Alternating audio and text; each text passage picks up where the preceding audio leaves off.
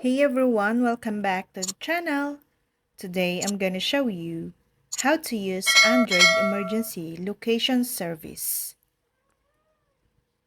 Activating emergency SOS requires you to save at least one emergency contacts to your phone. You'll need to do this before anything else. Open the Settings app and tap Safety and Emergency. Tap Emergency Contacts and tap Add Contact. Select emergency contacts from your contact list.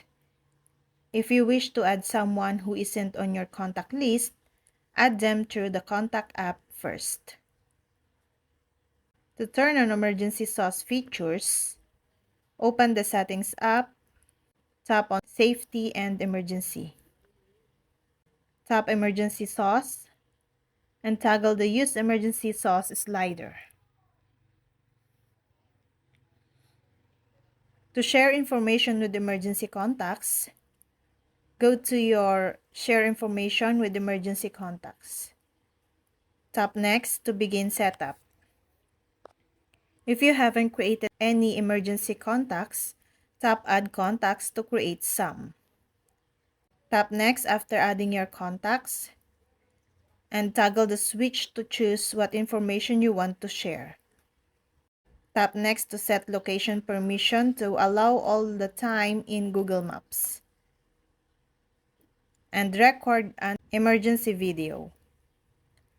On the emergency SOS, tap Record Emergency Video.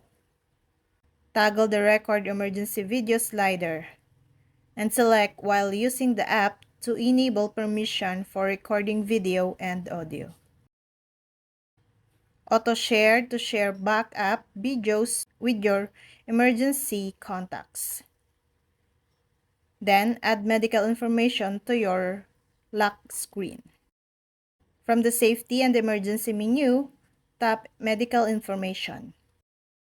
Medical information is called emergency information in some version of Android. Tap any of the options to enter your information. And that's all. Thank you guys for watching this video and see you guys on the next video.